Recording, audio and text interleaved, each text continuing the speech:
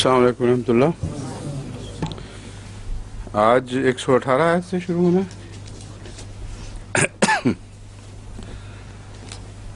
اعوذ باللہ من الشیطان الرجیم. بسم اللہ الرحمن الرحیم.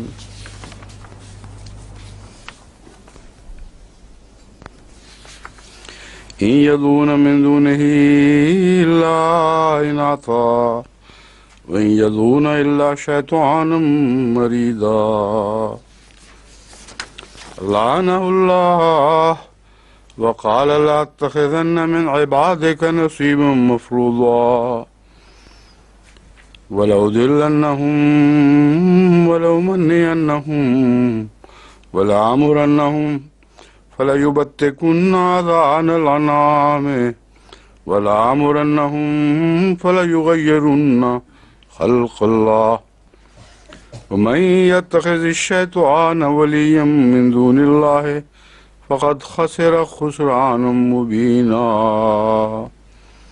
يَعِدُهُمْ وَيُمَنِّيهِمْ وَمَا يَعِدُهُمُ الشَّيْطَانُ إلا غرورا أولئك مأواهم جهنم ولا يجدون عنها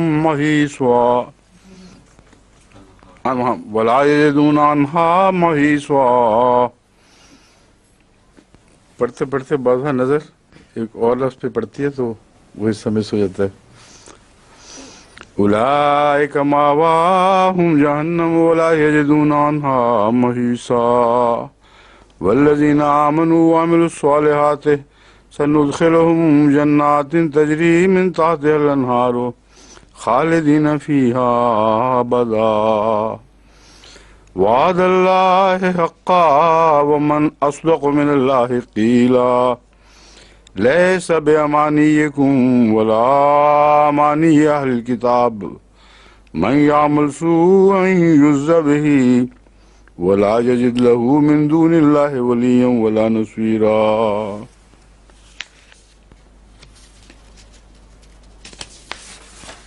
ومن يعمل من الصالحات من ذكر أو أنثى وهو مؤمن فأولئك يدخلون الجنة ولا يظلمون نقيرا. ومن أحسن دينا ممن أسلم وجهه لله وهو محسن واتبع ملة إبراهيم حنيفا واتخذ الله إبراهيم خليلا. ولله ما في السماوات وما في الأرض وَكَانَ اللَّهُ بِكُلِّ شَيْءٍ مُحِيطًا وَيَسْتَفْتُونَكَ فِي النِّسَاءِ قُلِ اللَّهُ يُفْتِيكُمْ فِيهِنَّ وَمَا يُتْلَى عَلَيْكُمْ فِي الْكِتَابِ فِي يَتَامَى النِّسَاءِ اللَّاتِي لَا تُؤْتُونَهُنَّ مَا كُتِبَ لَهُنَّ وَتَرْغَبُونَ أَن تَنكِحُوهُنَّ وَالْمُسْتَضْعَفِينَ مِنَ الْوِلْدَانِ وَأَن تَقُومُوا لِلْيَتَامَى بِالْقِسْطِ وما تفعلوا من خير فإن الله كان به عليما. وإن امرأة خافت من بعلها نشوزا أو إعراضا فلا جناح عليهما أن يصلحا بينهما صلحا والصلح خير وأحضرت الأنفس الشح وَإِن تُحْسِنُوا وَتَتَّقُوا فَإِنَّ اللَّهَ كَانَ بِمَا تَعْمَلُونَ خَبِيرًا. وَلَن تَسْتَطِيعُوا أَن تَعْدِلُوا بَيْنَ النِّسَاءِ وَلَوْ حَرَصْتُمْ فَلَا تَمِيلُوا كُلَّ الْمَيْلِ فَتَذَرُوهَا كَالْمُعَلَّقَةِ وَإِن تُصْلِحُوا وَتَتَّقُوا فَإِنَّ اللَّهَ كَانَ غَفُورًا رَحِيمًا. وَإِن يَتَفَرَّقَا يُغْنِ اللَّهُ كُلًّا مِّن سَعَتِهِ وَكَانَ اللَّهُ وَاسِعًا حَكِيمًا. وَلِلَّهِ مَا فِي السَّمَاوَاتِ وَمَا فِي الْأَرْضِ وَلَقَدْ وَصَّيْنَا الَّذِينَ أُوتُوا الْكِتَابَ مِن قَبْلِكُمْ وَإِيَّاكُمْ أَنِ اتَّقُوا اللَّهَ وَإِن تَكْفُرُوا فَإِنَّ لِلَّهِ مَا فِي السَّمَاوَاتِ وما في الأرض وكان الله غنيا حميدا ولله ما في السماوات وما في الأرض وكفى بالله وكيلا إن يشاء يذهبكم أيها الناس ويأت بآخرين وكان الله على ذلك قديرا من كان يريد ثواب الدنيا فعند الله ثواب الدنيا والآخرة وكان الله سميعا بصيرا يا أيها الذين آمنوا كونوا قوامين بالقسط شهداء لله ولو على أنفسكم وبالوالدين والأقربين إن يكن غنيا أو فقيرا فالله أولى بهما فلا تتبعوا الهوى أن تعدلوا وإن تلووا أو تعرضوا فإن الله كان بما تعملون خبيرا يا أيها الذين آمنوا بالله ورسوله والكتاب الذي نزل على رسوله والكتاب الذي أنزل من قبل ومن يكفر بالله وملائكته وكتبه ورسله واليوم الآخر فقد ضل ضلالا بعيدا إن الذين آمنوا ثم كفروا ثم آمنوا ثم كفروا ثم ازدادوا كفرا لم يكن الله ليغفر لهم ولا ليهديهم سبيلا بشر المنافقين بأن لهم عذابا أليما الذين يتخذون الكافرين أولياء من دون المؤمنين يبتغون عندهم العزة فإن العزة لله جميعا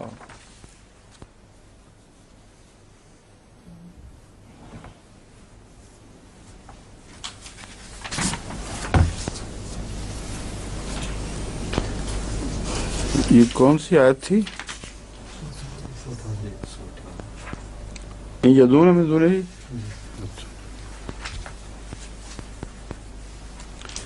ان یدعون من دونہ الا اناثا، وہ اللہ کے سوا، عورتوں کے سوا کسی اور چیز کی عبادت نہیں کرتے. وَإِن يَدْعُونَ إِلَّا شَيْطَانًا مَرِيدًا، اور نہیں پکارتے مگر شیطان کو جو سرکش اور ضدی ہے.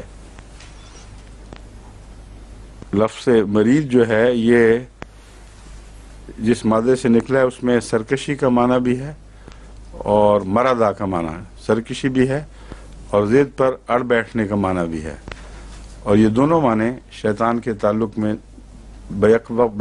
یکساں بیک وقت اطلاق پاتے ہیں. اس لیے اگرچہ لفظ ایک ہے، اس کے میں نے دو ترجمے کیے ہیں کہ جو سرکش اور ضدی ہے. ان یدون من دونہ الا اناثا، وہ نہیں پکارتے اس کے سوا مگر عورتوں کو. کیوں جی یہ کیا بات ہے عمر صاحب؟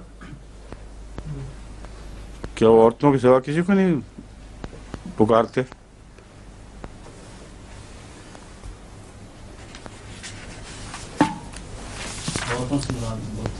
ہیں؟ کیوں؟ وجہ بتائیں.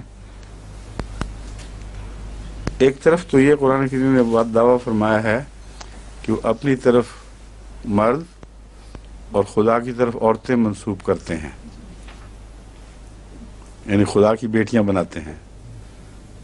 ٹھیک ہے، اب اس آیت کا اس کے ساتھ کیا جوڑ ہے، اور اگر کوئی ظاہری تضاد ہے تو اس کا کیا حل ہے، یہ سمجھے بغیر اگر محض ترجمہ پڑھ کے آپ آگے گزریں گے تو یہاں بیچ میں ایک خلا رہ جائے گا. اس لیے میں پوچھتا ہوں، آپ کے ذہن کو بیدار کرنا چاہتا ہوں. بتائیں، سوچ کے بتائیں کیا بات ہے. کیوں جی توبہ تمہارا دماغ نہیں چل رہا کسی طرف؟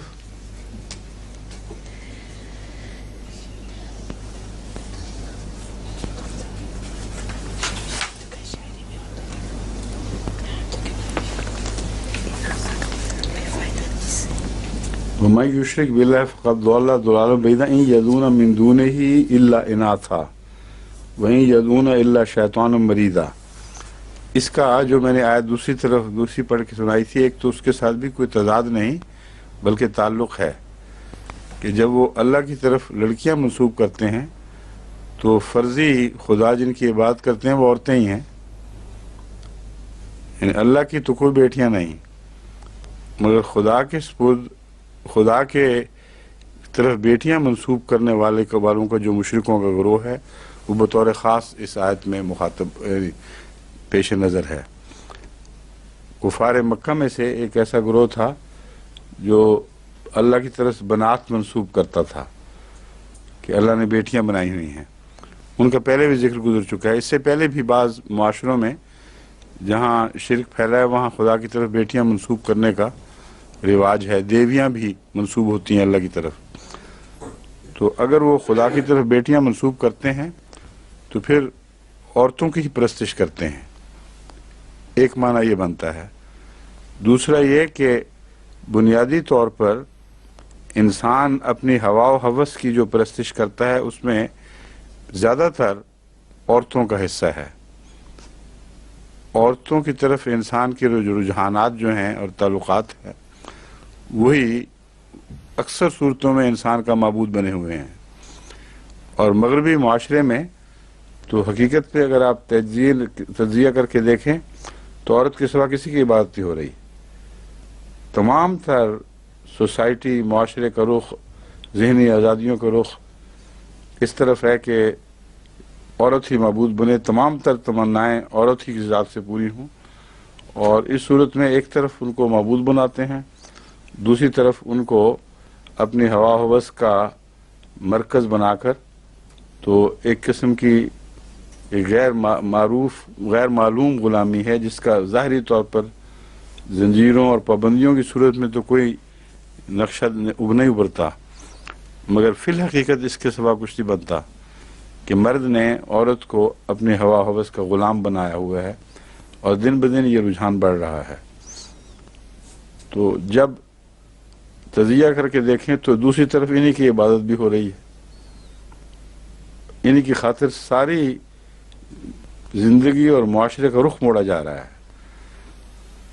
اس لیے یہ اگر وسیع معنی کریں گے تو یہ معنی بنے گا، اور اگر وہ محدود معنی رکھیں گے جو عربوں میں رواج کے طور پر ہمارے سامنے ہے اور اول معنی وہی ہیں، تو اس صورت میں ایسے لوگ جو خدا کی طرف بیٹیاں منسوب کرتے ہیں، ایک طرف ان کا یہ رجحان کہ اپنے لیے بیٹے صاف بتاتا ہے کہ بیٹیوں کو ادنا سمجھتے ہیں اور ذلیل سمجھتے ہیں، پھر عبادت بھی انہی کی کرتے ہیں، تو ان کے اندر جو ایک تضاد موجود ہے اس کو ننگا کیا گیا ہے کہ سوائے عورتوں کے وہ کسی چیز کی عبادت نہیں کرتے۔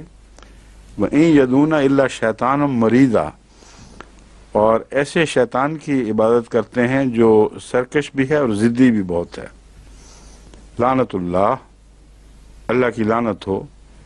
وَقَالَ لَأَتَّخِذَنَّ مِنْ عِبَادِكَ نَصِيبًا مَفْرُوضًا، اور وہ یہ کہے گا، شیطان یہ کہے گا کہ میں ضرور تیرے بندوں میں سے ایک یقینی مقررہ حصہ، مفروضہ یقینی اور قطعی کو بھی کہتے ہیں اور معین کو بھی، تو ایک معین حصہ تو میں ضرور لے جاؤں گا۔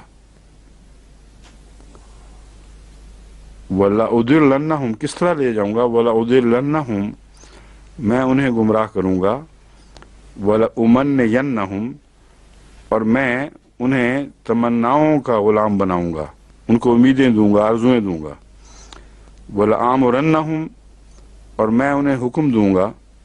فَلَيُبَتِّكُنَّ آذَانَ الْأَنْعَامِ، تو وہ مویشیوں کے کان قطع کریں گے، یا یوں کہنا چاہیے یبتِّكُنَّ کا مطلب ہے اس پر زخم لگائیں گے، نشان ڈال دیں گے، اور کاٹنے کا معنی بھی پایا جاتا ہے۔ تو دونوں صورتوں میں یہ باتیں ایسی ہیں جو واقعتاً انسانوں نے کی ہیں، مگر میں اس کی ذرا تھوڑی سی تفصیل بعد میں بتاؤں گا۔ تو وہ ضرور اپنے مویشیوں کے کان کاٹیں گے یا تراشیں گے۔ وَلَآمُرَنَّهُمْ، اور میں ضرور انہیں حکم دوں گا، فَلَيُغَيِّرُنَّ خَلْقَ اللَّهِ، تو وہ اللہ تعالیٰ کی تخلیق کو تبدیل کریں گے۔ وَمَن يَتَّخِذِ الشَّيْطَانَ وَلِيًّا، اور وہ جو شیطان کو اپنا دوست بنائے گا اللہ کے سوا، فَقَدْ خَسِرَ خُسْرَانًا مُبِينًا، تو اس نے بہت بڑا گھاٹا پایا ہے، بہت بڑا گھاٹا کھایا ہے۔ یہاں یہ بحث ہے کہ شیطان کس طرح قیامت تک لوگوں کو غلام بنائے گا اپنا، اور غیر اللہ کی عبادت کروائے گا۔ ایک تو وہی اناسا کا جو میں نے ترجمہ کیا تھا، یہ آیت کا ایک حصہ اسی طرف اشارہ کر رہا ہے کہ میں انہیں امنگوں کا غلام بنا دوں گا، آرزوؤں کی عبادت کرنے لگیں گے وہ، اور اس طریقے سے سب سے زیادہ شیطان نے انہیں ضرور گمراہ کروں گا، وَلَأُمَنِّيَنَّهُمْ، اور ان کو آرزویں اور امنگیں ایسی دوں گا جو خدا سے ہٹا کر غیر اللہ کی طرف لے جاتی ہیں۔ وَلَآمُرَنَّهُمْ، اور میں ضرور انہیں حکم دوں گا، وَلَا يُبَتِّكُنَّ آذَانَ الْأَنْعَامِ، کیا فَلَا يُبَتِّكُنَّ آذَانَ الْأَنْعَامِ، کان جو اس کے مویشیوں کے کان کو زخم لگائیں گے یا ان کو کاٹیں گے۔ یہ جو ہے یہ بھی ایک شرک کی قسم ہے، پہلی بھی شرک کی قسم تھی، کیونکہ امنگوں کا غلام بن جانا یہ شرک ہے، اور دوسرا ہے ظاہری عبادت کے طور پر کوئی نشان مقرر کر لینا، یہ ظاہری شرک ہے۔ اس کا کیا نام تھا؟ عمر بن لوہی، جس نے سب سے پہلے کان کاٹنے کا رواج جاری کیا تھا عرب میں۔ جب خانہ کعبہ کے مقاصد جب اول طور پر پورے ہوئے ہیں، تو اس وقت ایک لمبے عرصے تک عرب میں حضرت اسماعیل علیہ السلام کی برکت سے اور آپ کی اولاد کے ذریعے توحید پھیل گئی، اور اس توحید میں جب رخنہ ڈالا گیا ہے تو اس کا لیڈر اول طور پر عمر بن لوہی تھا، یا لہی نام کی زبر سے ہے جی، عمر بن لہی تھا، جس نے یہ رواج کیا کہ بتوں کے لیے قربانیوں کو وقف کرنا شروع کیا، اور وہ اونٹ یا دوسرے جانور، پہلے خاص طور پر اونٹوں کے لیے ہوتا تھا، اور انعام میں اول اونٹ ہی مراد ہوا کرتے ہیں، دوسرے جتنے بھی مویشی ہیں یہ ذیلی طور پر آتے ہیں، ورنہ اصل لفظ نام کا جو ہے وہ اونٹ پر اطلاق پاتا ہے۔ تو اس نے یہ رواج کیا کہ اونٹوں کے کانوں کو تراش دیتا تھا، اور ان کو پھر کھلی چھٹی تھی کہ جس کا چاہے کھیت چریں، وہ جس طرح ڈرلی سانڈ ہمارے ملک میں چھوڑے جاتے ہیں، اس طرح وہ اونٹ تھے جو خدا کے بجائے بتوں کے لیے قربانی کا نشان بن گئے۔ اور خانہ کعبہ سے انحراف قربانی کے مقام سے شروع ہوا ہے۔ وہاں قربانیاں خالصتاً اللہ کے لیے تھیں، انسانی زندگی کی قربانی یعنی مانوی قربانی، اور جان کی ظاہری قربانی یعنی جانوروں کی قربانی۔ تو اس نے یہ رخ اس طرح پھیرا ہے کہ سب سے پہلے جانور کی قربانی کو خدا کے سوا کسی اور کی طرف وقف کرنا شروع کیا، اور اس کے ساتھ ساتھ ہی انسان کی زندگی کی قربانی بھی انہی رستوں پر چل پڑی۔ تو یہ دوسرا ذریعہ ہے جس کے ذریعے شیطان کہتا ہے کہ میں بندوں کو اپنا تیرا غلام نہیں رہنے دوں گا، تیرا بندہ نہیں رہنے دوں گا۔ آگے پھر ایک اور ذریعہ بیان ہوا ہے، وَلَآمُرَنَّهُمْ، اور میں انہیں ضرور حکم دوں گا اس بات کا، فَلَيُغَيِّرُنَّ خَلْقَ اللَّهِ، اور وہ اللہ کی مخلوق کو تبدیل کر دیں گے۔ یہ جو کان کاٹنے سے خلق کی تبدیلی کی طرف انصراف ہے، اس طرف جو مضمون کو پھیرا گیا ہے، ایک تو بڑا فصیح و بلیغ مضمون ہے کہ وہ لوگ جو دخل اندازی کرتے ہیں وہاں جہاں ان کو حق نہیں، وہ آغاز چھوٹا سا کرتے ہیں اور انجام بڑا بھیانک ہو جاتا ہے، اور جس طرف وہ قدم اٹھاتے ہیں وہاں رکتا نہیں بلکہ آگے بڑھتا ہے۔ اللہ تعالیٰ نے کان پیدا کیے ہیں جانوروں کے لیے، دمیں پیدا کیے ہیں، جہاں پہلے محض زخم نشان بنا تھا بعد میں قطرے جانے لگے، کان بھی اور دمیں بھی، اور صرف انعام تک محدود نہیں رہا، کتوں تک بھی یہ بات جا پہنچی۔ تو خدا کی مخلوق میں تبدیلی کی جرت جو ہے وہ ایک جگہ رکی نہیں بلکہ آگے بڑھنی شروع ہوئی، اور آئندہ زمانوں میں یہ پیشگوئی ہے کہ میں انہیں حکم دوں گا تو وہ کیا کریں گے؟ واقعتاً تیری تخلیق میں تبدیلی پیدا کریں گے۔ اور اب جو جینیٹک انجینئرنگ ہے وہ کلیتاً اس کام کے لیے وقف ہو، کلیتاً نہیں مگر بڑا حصہ اس کا اسی کام کے لیے وقف ہو چکا ہے کہ خدا کی تخلیق میں تبدیلیاں کریں۔ اسی لیے جب احمدی سائنسدان مجھ سے اس کے متعلق پوچھتے ہیں تو میں ان سے کہتا ہوں کہ اللہ تعالیٰ نے ہر دوسری ایجاد کا اچھے رنگ میں ذکر فرمایا ہے، اسے شیطان سے منسوب نہیں کیا۔ صرف ایک جینیٹک انجینئرنگ ہے جس میں خلق کو تبدیل کرنے کا رجحان کو شیطان کی طرف منسوب فرمایا ہے، اور کہا ہے کہ وہ دلوں میں یہ بات پھونکے گا اور لوگ تخلیق خدا کی خلق میں دخل اندازی کریں گے، اس کی خلقت تبدیل کرنے کی کوشش کریں گے، اور جب یہ کریں گے تو جو سزا مقدر ہے وہ اسی آیت کے اندر شامل ہے کہ شیطان انہیں جب خدا سے منحرف کر دے گا تو ان افعال کا لازماً بد نتیجہ نکلے گا، ان سے پھر کوئی ان کو روک نہیں سکتا، کیونکہ کوئی جھوٹا معبود کسی کو بچا نہیں سکتا۔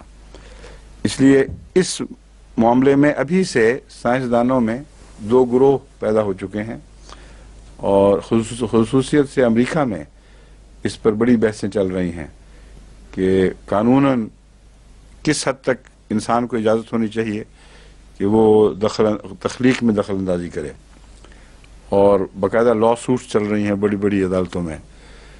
لیکن جو رجحان نظر آ رہا ہے وہ یہی ہے کہ یہ کوششیں روکنے کی کامیاب نہیں ہوں گی، کیونکہ شیطان نے جو پہلے وعدے کیے ہیں اللہ نے چونکہ چھٹی دی ہے اس لیے وہ پورے ہوئے ہیں، تو یہ آخری وعدہ بھی ضرور پورا ہونا ہے، اور اسی ذریعے سے انسان کو سزا ملے گی، اور جو انسان خلق میں دخل اندازی کرے گا وہ اس کے ہاتھ سے نکل جائے گا معاملہ، اور سخت سزائیں انسان کو اپنے پیدا کیے ہوئے جراثیم سے یا دوسرے تبدیل شدہ جانوروں سے ملیں گی۔ یہ جو ایکو سسٹم ہے اس میں دخل اندازی کی بھی انسان کئی دفعہ سزا پا چکا ہے، اور آج کل جو انوائرمنٹلسٹ ہیں اور دوسرے گرین پیس والے وغیرہ لوگ یہ سارے اس بات سے گھبرائے ہوئے ہیں کہ انسان خدا تعالیٰ کی پیدا کردہ مخلوقات کے توازن میں دخل اندازی کر رہا ہے۔ ایک تو تھا توازن میں دخل اندازی، اب تک یہ ان کی توجہ سب کی اس طرف ہے، مگر جب مخلوق میں دخل اندازی ہو کر نئے قسم کے جانور نئے تقاضوں والے نئے فوائد یا نقصان والے پیدا ہوں گے تو سارا ایکو سسٹم بہت گہری طرح اثر انداز ہوگا، اور وہ جب نظام بگڑے گا تو اس سے کئی طرح کی سزائیں انسان کو ملیں گی۔ بس یہ آیت بہت اہمیت رکھتی ہے ایک تنبیہ کے طور پر، اور نتیجہ وہی جو اس میں مضمر تھا کھول کر بیان فرما دیا گیا، وَمَن يَتَّخِذِ الشَّيْطَانَ وَلِيًّا، پر جو بھی شیطان کو دوست بنا لے گا من دون اللہ، اللہ کے سوا، فقد خسر خسرانا مبینہ، اسے ضرور بہت سخت گھاٹا کھانا پڑے گا۔ یعدہم ویمنیہم، وہ ان سے وعدے بھی کرتا ہے اور ان کو آرزویں بھی دلاتا ہے، جھوٹی امنگیں۔ وما یعدہم الشیطان، اور جو بھی شیطان وعدے کرتا ہے جھوٹ کے فریب کے سوا کچھ نہیں ہوتے۔ غرور فریب کو کہتے ہیں، اور شیطان کا ایک نام غرور ہے۔ جب غین کی زبر سے کہا جائے غرور تو اس سے مراد شیطان ہے، دھوکہ نہیں۔ جب غرور پڑھتے ہیں غین کی پیش سے تو اس سے مراد ہے دھوکہ۔ تو غرور وہ ذات جو مجسم دھوکہ ہو، ہر وعدہ جو دیتا ہے بظاہر دلچسپ اور دلکش ہے مگر نقصان دہ ہے۔ اولئک مأواہم جہنم، یہی وہ لوگ ہیں جن کا ٹھکانہ جہنم ہے، ولا یجدون عنہا محیصا، اور اس سے بھاگ نکلنے کی کوئی جگہ نہیں پائیں گے، اس سے جہنم سے نکل بھاگنے کی کوئی جگہ نہیں پائیں گے۔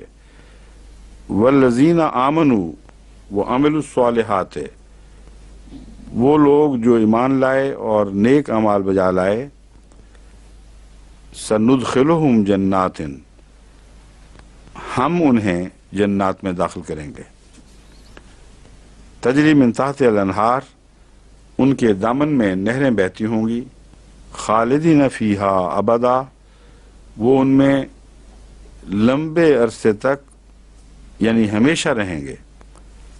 وعد اللہ حقا، اللہ کا ان سے یہ وعدہ سچا ہے اور یقینی ہے، یعنی شیطان کے عارضی امنگوں کے وعدے کے مقابل پر یہ ہے جس کی طرف خدا بلا رہا ہے، اور یہ قطعی وعدہ ہے، اور ان کی نعمتوں میں کبھی کوئی کمی نہیں کی جائے گی۔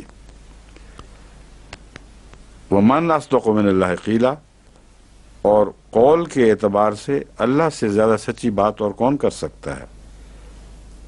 لیس بامانیکم ولا امانی اہل الکتاب، ومن یعمل سوءا یجز بہ ولا یجد لہ من دون اللہ ولیا ولا نصیرا۔ لیس بامانیکم، تمہاری آرزوؤں کے ذریعے، ولا امانی اہل کتاب، اور اہل کتاب کی آرزوؤں کے ذریعے نہیں ہوگا۔ یہ لفظ صرف اتنا کہا گیا ہے، جس کا مطلب یہ بنتا ہے کہ معاملے تمہاری امنگوں اور آرزوؤں سے یا اہل کتاب کی امنگوں اور آرزوؤں سے طے نہیں ہوں گے، وہی ہوگا جو مقدر ہے، جس کا خدا فیصلہ کرتا ہے۔ من یعمل سوءا یجز بہ، جو بھی عمل کرے گا برائی کا، اس کی جزا اس کو ضرور دی جائے گی، یا ضرور نہیں تو اس کی جزا اسے دی جائے گی، سوائے اس کے کہ اللہ معاف فرما دے، یہ اس میں حذف ہے۔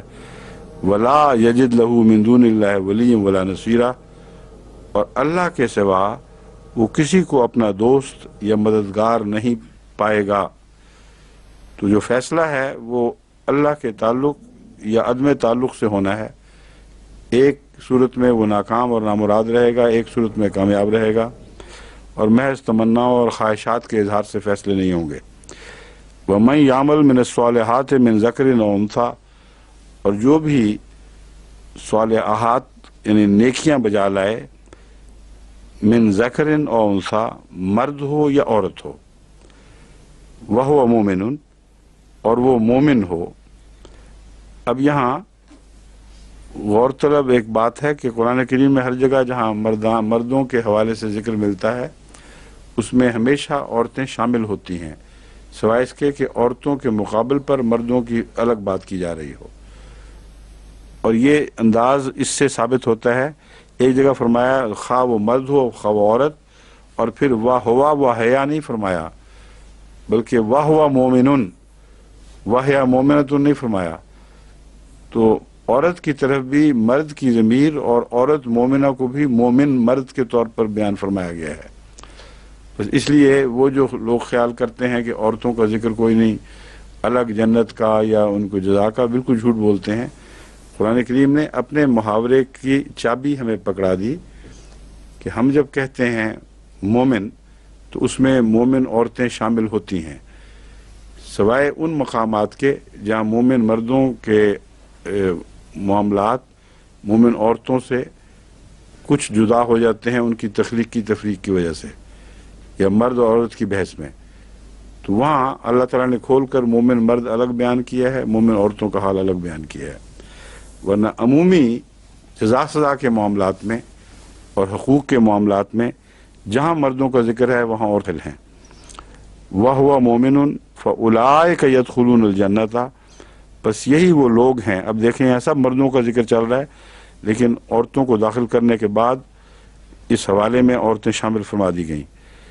فَأُولَٰئِكَ يَدْخُلُونَ الْجَنَّةَ، بس یہی وہ لوگ ہیں جو جنت میں داخل ہوں گے۔ وَلَا يُظْلَمُونَ نَقِيرًا، اور وہ ایک نقیر کے برابر بھی ظلم نہیں کیے جائیں گے۔ نقیر سے مراد عام طور پر کھجور کی گٹھلی کی لکیر بھی لی جاتی ہے، مگر اصل معنی جو ہے اس کا وہ نقطہ نمو ہے جہاں سے پودا پھوٹتا ہے. تو جب کھجور کی گٹلی کو زمین میں دبایا جائے اور اس سے سب سے پہلے کونپل پھوٹتی ہے جو آئندہ جا کے درخت بنتی ہے، تو وہ ایک چھوٹا سا نقطہ ہے جو ہلکا سا دبا ہوا ہے. ہر کھجور کی گٹلی کو آپ کھا کے غور سے دیکھیں تو اس کے ایک کنارے پر ہلکا سا دباؤ ہوتا ہے، بہت معمولی. لکیر تو پھر بھی لمبی ہے اور کافی بعض دفعہ گہری بھی ہوتی ہے، لیکن وہ دباؤ بہت خفیف ہے. تو نقیر سے مراد وہ دباؤ ہے کہ کھجور کی گٹلی کے نقطہ نمو سے کے برابر بھی ان پر ظلم نہیں کیا جائے گا. ومن احسن دینا ممن اسلم وجہہ للہ وہو محسن، اور کون بہتر ہے دین کے اعتبار سے اس شخص کے مقابل پر جس نے اللہ کے سپرد اپنے آپ کو کر دیا. اپنے آپ کو وجہ ہو، مراد تو اپنے آپ ہی ہے، لیکن اس نے اپنی توجہات کو، اپنے چہرے کو خالصتاً اللہ کے سپرد کر دیا. وہ محسن، اور وہ اپنی نیکیوں میں ہمیشہ زیادہ حسن پیدا کرنے والا ہے. واتبع ملت ابراہیم حنیفہ، اور اس نے ابراہیم کی جو حنیف تھا، یعنی ہمیشہ اللہ کی طرف جھکا رہنے والا تھا، اس کی ملت کی پیروی. بس اس شخص سے زیادہ خوبصورت دین دلکش ہو سکتا ہے جو اپنے آپ کو، اپنے وجود کو، اپنی توجہات کو اللہ کے لیے وقف کر دے اور پھر دن بدن اپنے اعمال کو حسین تر بناتا رہے اور حضرت ابراہیم علیہ السلام کی ملت کا خدا کی طرف ہمیشہ جھکے رہتے ہوئے پیروکار ہو. واتخذ اللہ ابراہیم خلیلا، اور یاد رکھو کہ اللہ نے ابراہیم کو خلیل بنا لیا تھا. خلیل جگری دوست، خالص دوست، گہرے ہمراز دوست کو کہتے ہیں جس سے کوئی چیز چھپی نہ ہو. تو یہ سارے معنی لفظ خلیل میں ہیں. تو اللہ تعالیٰ نے خود ابراہیم کو اپنے لیے خلیل پکڑ لیا. یہ ابراہیم کی پیروی کا نتیجہ ہوگا. اگر تم ابراہیم جیسی صفات پیدا کرو گے تو تم بھی اسی طرح اللہ کے قریب ہو جاؤ گے. وَلِلَّهِ مَا فِي السَّمَاوَاتِ وَمَا فِي الْأَرْضِ، اور اللہ ہی کے لیے ہے جو آسمانوں میں ہے اور جو زمین میں ہے. وَكَانَ اللَّهُ بِكُلِّ شَيْءٍ مُحِيطًا، اور اللہ تعالیٰ ہر چیز کو گھیرے ہوئے ہے. وَيَسْتَفْتُونَكَ فِي النِّسَاءِ، وہ تجھ سے عورتوں کے متعلق فتویٰ مانگتے ہیں، پوچھتے ہیں کیا حقوق، کیا کریں ہم ان سے متعلق. قُلِ اللَّهُ يُفْتِيكُمْ فِيهِنَّ، کو اللہ ان سے متعلق تمہیں فتویٰ دیتا ہی ہے، یعنی کوئی نئی بات نہیں ہے، پہلے بھی دیتا رہا ہے، آئندہ بھی دیتا رہے گا. وَمَا يُتْلَى عَلَيْكُمْ مِنَ الْكِتَابِ فِي الْكِتَابِ، اور توجہ دلاتا ہے وَمَا يُتْلَى عَلَيْكُمْ فِي الْكِتَابِ، کتاب میں جو تمہارے سامنے پڑھ کر سنایا جاتا ہے اسے کیوں بھول گئے ہو فتویٰ پوچھتے وقت. پہلے ہی تمہارے سامنے کچھ باتیں بیان کی جاتی ہیں. فی یتامی النساء اللاتی، خصوصاً ایسی عورتوں کے متعلق جو یتیم ہیں. اللاتی لا تؤتونہن ما کتب لہن، اس فتوے کا تو تم یہ حال کرتے ہو کہ جو ان کے لیے اللہ نے کتاب میں فرض کر دیا ہے حق کے طور پر وہ تو ان کو دیتے نہیں، اور نئے فتوے پوچھ رہے ہو. وہ تو ان کو دیتے نہیں. وَتَرْغَبُونَ أَن تَنكِحُوهُنَّ، صرف نکاح یاد ہے کہ نکاح کر لو، مثنیٰ و ثلاثہ و رباع، یہ ساری باتیں تو ہے اپنی خود غرضی کی باتیں پوچھتے ہو اور جو فرائض ہیں ان کو نظر انداز کر رہے ہو اور اب اور فتوے مانگ رہے ہو. مراد یہ ہے کہ فتووں میں نیت گندی تھی، مراد تھی کہ کوئی اور سختیاں ہوں جن کی ہمیں اجازت ہو عورتوں پر کرنے کی، کچھ اور ان کے حقوق غصب کرنے کے لیے ہمیں کچھ اجازتیں ملیں. تو یہ ٹیڑھی فطرت ہے جس کو ننگا کر دیا گیا یہاں کہ فتویٰ پوچھتے ہو. تمہیں فتویٰ پوچھنے کا کیا حق ہے جو کہ اگر تم وہ دونوں، ان دونوں پر کوئی گناہ نہیں، تمہیں نہیں، ان دونوں پر کوئی گناہ تو نہیں کہ اگر وہ دونوں صلح کریں اصلاح کے جذبے کے ساتھ. پہلے یصلحا کا معنی ہے اصلاح کے جذبے کے ساتھ، یعنی اصلاح کے اصول کے تابع، اس میں ناانصافی نہ ہو بلکہ دونوں کے حقوق پیش نظر رکھے جائیں. वसुलह खैर, और सुलह तो बहरहाल बेहतर है। व उहदिरतिल अनफुसुश्शुहा, और तबीयतों में कंजूसी का मादा रखा गया है, वो हाजिर किया गया है उनके लिए, यानी मौजूद है। व इन तोहसिनु, और अगर तुम एहसान का सलूक करो, व तत्तकू, और अल्लाह से और तकवा इख्तियार करो, फ़इन्नल्लाह काना बिमा तामलून खबीरा, तो अल्लाह ताला हर उस चीज़ से बाखबर है जो तुम करते हो। यहाँ जो एक छोटा सा टुकड़ा है आयत का, वो काबिल तवज्जो है, वो बीच में क्यों रखा गया है। वो उहदिरतिल अनफुसुश्शुहा, और उहदिरतिल अनफुसुश्शुहा कि इंसानी जानों के अंदर कंजूसी का मादा मौजूद कर दिया गया, हाजिर कर दिया गया है, यानी मौजूद है, बना दिया गया है। ये क्यों है यहाँ इस ताल्लुक में। सुलह करो तो हरज नहीं, और अगर मर्द नशूस करें तो सुलह करनी फिर भी बेहतर है। अब बताएं इसका क्या ताल्लुक है, क्यों यहाँ। अशरफ साहब, मेरे ख्याल में हजूर कुछ देकर, कोई पैसे देकर या रकम खर्च करके पैसे सुलह करवानी चाहिए, हो जानी चाहिए मेरे ख्याल से। अल्लाह माफी दे, और ही मुसीबत डाल दिया आपने। झगड़ों की वजह बहुत। हाँ, ऐसे झगड़ों में जहाँ अमूमन ये हमारा तजुर्बा है, ऐसे झगड़ों में जहाँ मर्द बदतमीजी करता है औरत से और बदअखलाकी करता है, उसकी बेसिकली यानी बुनियादी तौर पर उसके अंदर बुखल होता है, और वो बड़ी सख्ती से अम्बाल की निगरानी करता है, जो उसको पैसे देता है उस पर नज़र रखता है। अगर कोई भाई उसका बहन आ जाए बेचारा दावत में, तो उसके ताने उसको शुरू हो जाते हैं, यहाँ तक कि वो अपनी बीवी की कमाई पर भी अपना हक समझता है, और अगर वो अपने अजीज़ों गरीबों पर खर्च करे तो उससे झगड़ता है। और जो बदतमीजी का रुझान है, ये दबाव है, ये बुल्लीज़म है। और नुशूज और बुल्ली होना एक ही माने हैं दरअसल। तो याद रखना, जब तुम सुलह की कोशिश करोगे तो इस बात को ना भुलाना कि भारी इम्कान मौजूद है कि मर्द के अंदर खसासत पाई जाती है, और जहां औरत के नुशूज का जिक्र है वहां खसासत का जिक्र नहीं, वहां और वजूहात हैं। लेकिन मर्द के अंदर खसासत का मादा अमूमन ये रोज़मर्रा की बदतमीजियाँ पैदा करता है। बस अगर तुम सुलह कराना चाहते हो तो इस्लाह के पेश नज़र कराओ, समझा कर तज़िया करके उसको समझाया जाए ये तुम्हारा दुरुस्त तरीक़ नहीं है, फिर वो सुलह हुई तो वो बाकी रहेगी, वरना ये फ़र्ज़ी है। बाज़ ऐसे केसेस हमारे सामने आते रहते हैं झगड़ों के, जब उनकी छानबीन की जाए तो शदीद किस्म की ज़लील कंजूसी उसकी वजह बनती है। यानी ये सब्ज़ी मैं इतनी लेके आया था, तुमने इसका क्या हिसाब किया है, इतने पैसे दिए थे उसको, तुमने कहाँ कहाँ खर्च कर दिए, और अपना अच्छे खाने का मुतालबा जारी, और बच्चे चाहे भूखे मर जाएं पीछे। और अक्सर बद अखलाक खामन कंजूसी के मरीज़ होते हैं। तो इसलिए कंजूसी जो है वो आम अखलाक पर असरअंदाज होती है। कंजूसी के नतीजे में इंसान दूसरे की भलाइयों से नज़रअंदाज को सरफ नज़र कर देता है, और उसकी कमज़ोरियों को ज़्यादा सख्ती से पकड़ता है। जो फ़राख दिल आदमी है वो कमज़ोरियाँ होती हैं, कहते कोई बात नहीं, ठीक है, कोई बर्तन टूट गया, ठीक है, कोई हर्ज नहीं, और कमज़ोरियाँ भी हों तो उनसे हौसले का सलूक करता है, और ख़ूबियों को ज़्यादा सराहता है और ऊपर लाता है। ये फ़राख दिली की निशानी है।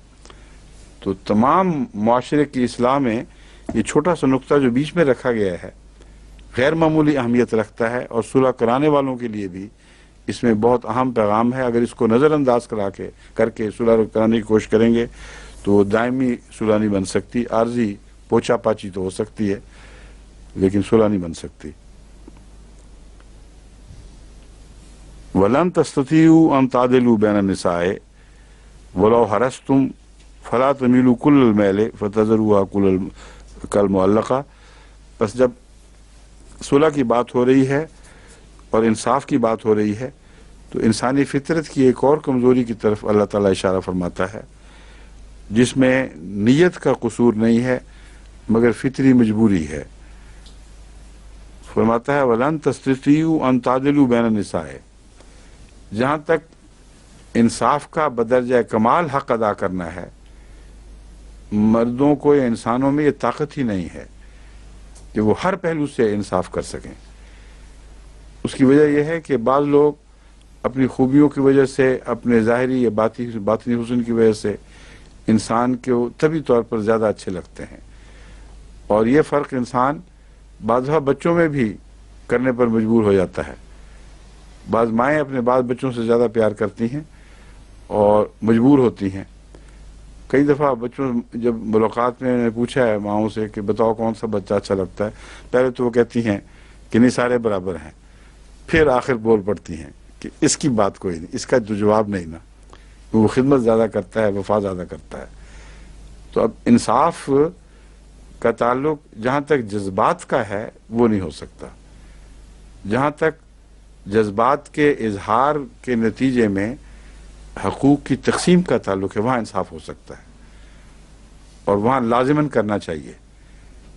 اسی لیے یہ منع فرما دیا کہ اپنے بچوں میں کسی کو زیادہ جائیداد دے دو، کسی کو کم دے دو۔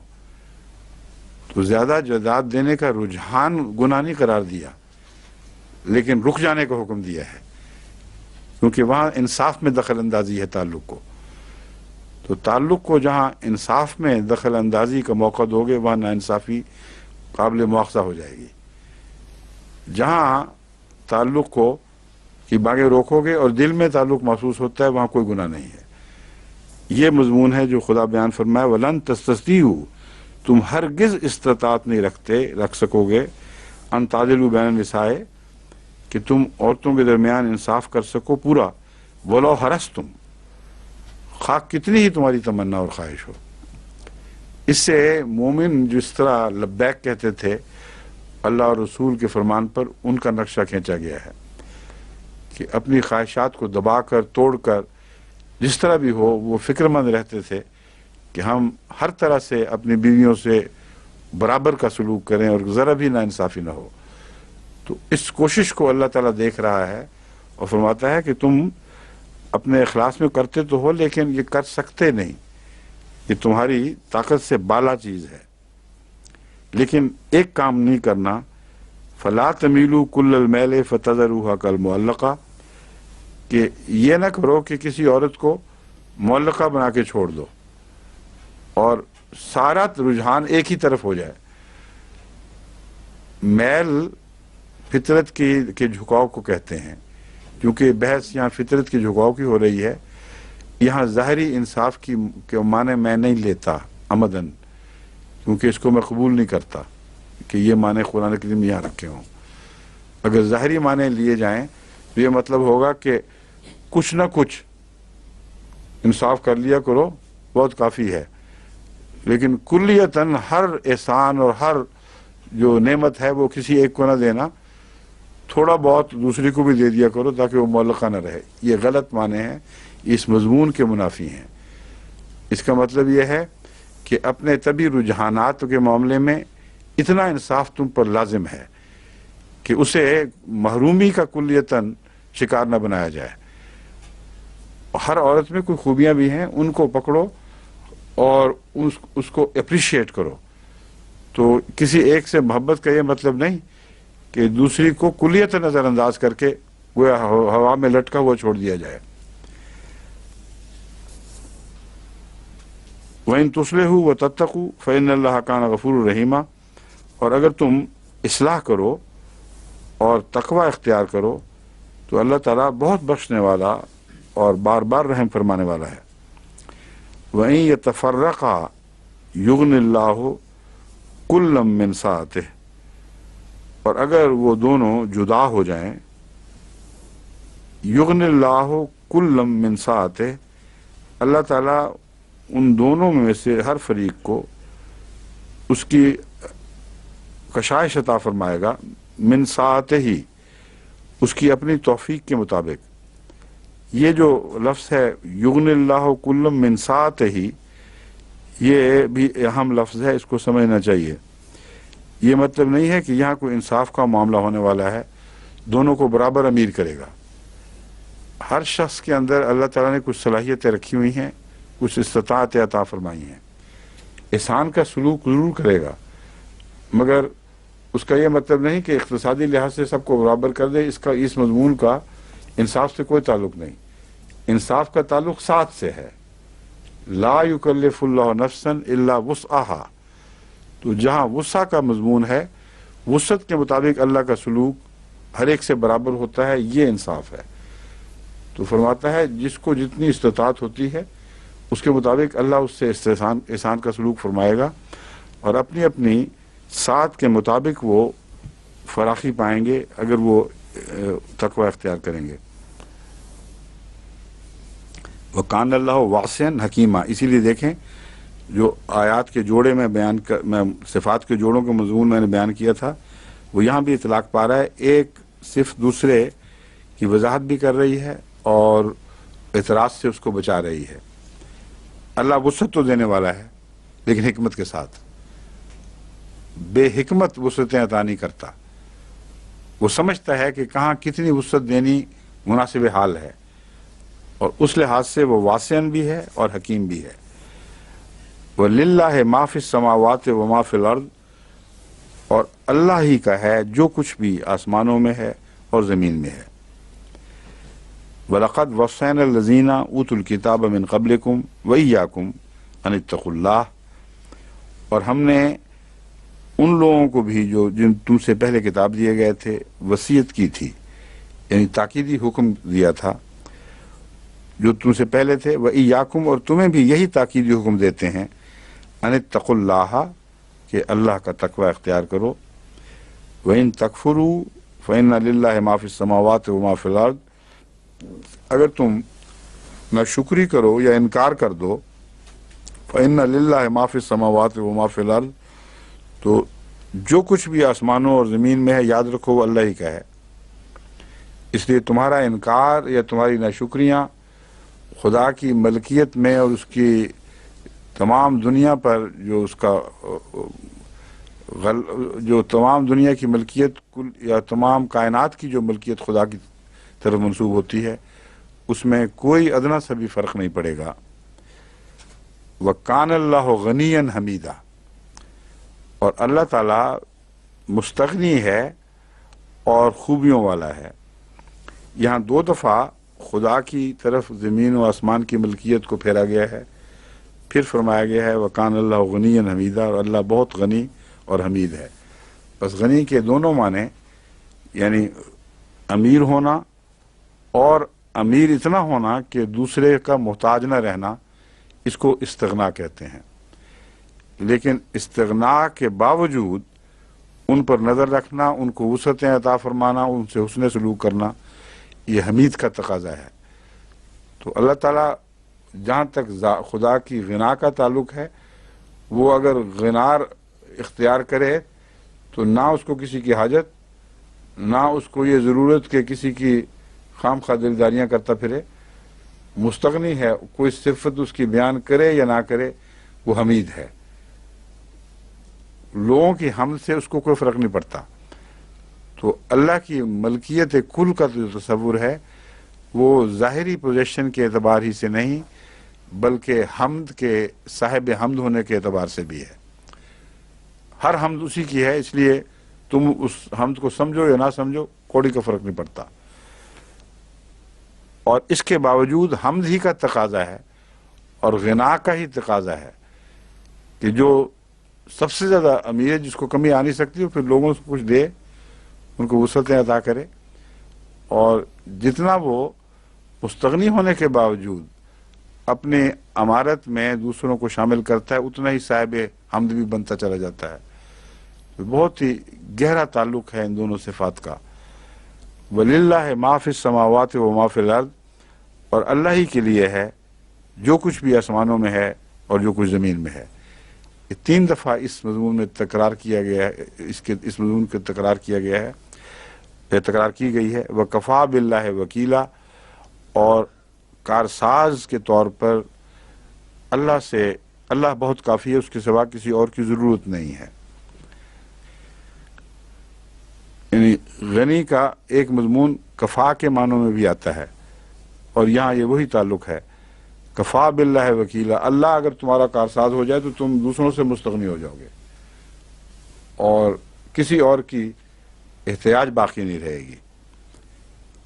ان یشاء یذہبکم، اب اس کے بعد یہ بڑی زبردست آیت ہے جو انسان کو ایک اپنے مرتبے اور مقام کو پہچاننے کے لیے اسے جگاتی ہے، اسے ہلا کے رکھ دیتی ہے۔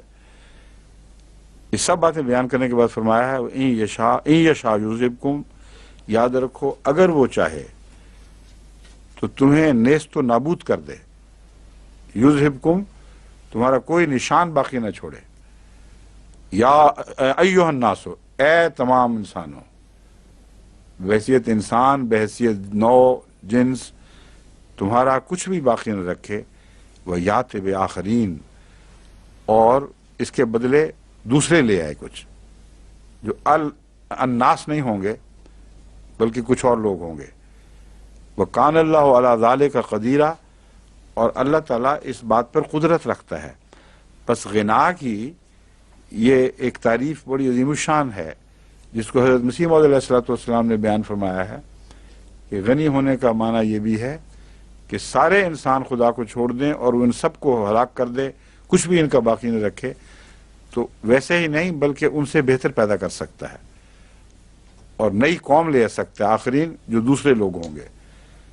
تو اس لیے وہ غنی ہے، تم سارے ہی اس سے منہ موڑ لو تو اس کو کوئی فرق نہیں پڑتا، اور وہ خالی نہیں رہے گا، اس کو خلا نہیں پیدا ہوگا، کیونکہ وہ ایک کے بدلے بہتر چیز لانے کا رجحان رکھتا ہے، کم سے کم ویسا ہی واپس کر سکتا ہے، مگر جو تاریخی عمل ہے وہ ہمیں بتا رہا ہے کہ ایک دور جب مٹا ہے تو اس سے بہتر دور آیا ہے۔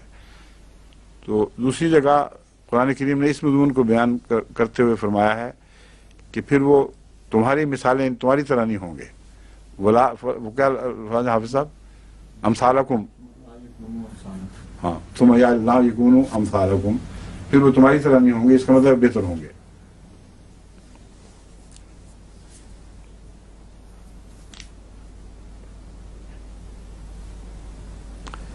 من کانا قدیر، تو سب جانتے ہیں اللہ تعالی کا قدیرہ قدرت رکھتا ہے، اس بات پر خوب اچھی طرح قادر ہے۔ من کانا یرید ثواب الدنیا فعند اللہ ثواب الدنیا، جو کوئی بھی دنیا کا ثواب چاہتا ہے بس دنیا کا ثواب بھی اللہ ہی کے پاس ہے، والآخرہ، اور آخرت کا بھی ثواب خدا کے پاس ہے۔ وَكَانَ اللَّهُ سَمِيعًا بَصِيرًا، اور اللہ تعالیٰ بہت سننے والا اور بہت دیکھنے والا ہے۔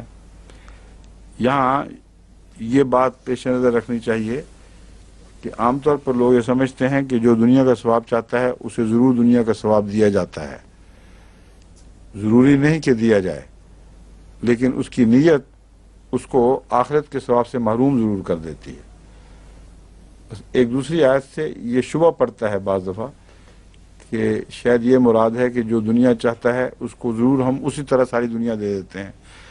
اگر یہ مضمون بلا شرط اس طرح قبول کیا جائے تو اللہ تعالیٰ تو فرماتا ہے کہ انسان کی حرص بندی نہیں ہوتی، اور اسے سب کچھ بھی دے دو تو پھر اور بھی وہ چاہے گا، اور جہنم کی بھی یہی تعریف ہے کہ سب کچھ بھر دیا جائے گا تو وہ کہے گی حل میں مزید۔ تو انسانی فطرت ہی کی جہنم ہے جو آئندہ اس کے لیے جہنم بناتی ہے۔ تو جو صفات انسان میں اس دنیا میں ہیں وہی اس کی بنائی ہوئی جہنم کی میں بھی موجود ہوں گی۔ تو اس لیے یہ ترجمہ کرنا کہ جو دنیا چاہتا ہے اللہ اسے ضرور دنیا دے دیتا ہے، یہ درست نہیں۔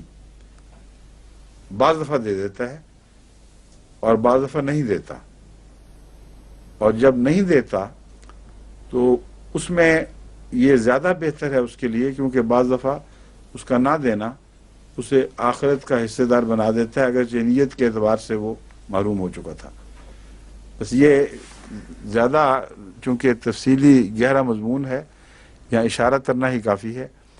یہاں اللہ تعالیٰ نے یہ نہیں فرمایا کہ اس کو دے دیتا ہے، فرماتا ہے اگر کوئی دنیا چاہتا ہے تو دنیا بھی اللہ ہی کے پاس ہے، اپنے زور سے وہ دنیا حاصل نہیں کر سکتا، اسے کچھ نہ کچھ خدا کی طرف جھکنا پڑے گا، اور جو بالکل مستغنی ہو جاتا ہے ہو سکتا ہے اس کو دنیا چاہنے کے بعد نہ ملے، اور آخرت بھی اللہ ہی کے پاس ہے، بس تمہاری مرضی ہے، دنیا چاہو یا آخرت چاہو، خدا سے تم مستغنی نہیں ہو سکتے۔ جو غنا والا مضمون ہی آگے چل رہا ہے، اس معاملے میں بھی تمہاری خواہشیں تمہاری اپنی راہ میں روکیں تو ڈال سکتی ہیں، مگر تمہیں اپنی خواہشیں از خود پورا کرنے کا بھی اختیار نہیں ہے، اس معاملے میں بھی تمہیں اللہ کی طرف ہی جھکنا پڑے گا۔